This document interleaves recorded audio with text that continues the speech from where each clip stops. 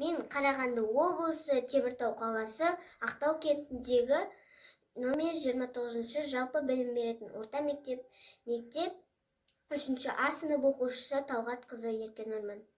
Абай Құнанбаев күз. Сұры бұл, түсі суық, қаптайды аспан, күз болып дымқыл тұман жерді басқан. Білмеймін тойғаныма, тоңғаныма, жыл қойнап бие қашқан, тай жарысқан.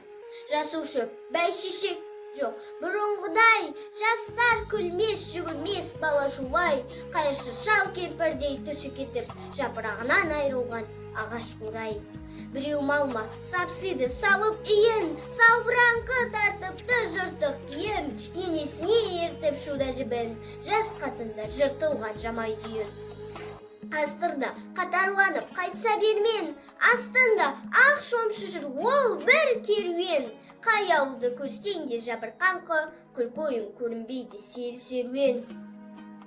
Кемпір шал құржан қағып бала бүрсең, көңілсіз қара суық қырда жүрсең, кемік сүйек сорпасу тимеген соң, үйде ит жоқ тышқан аулап қайда көрсең.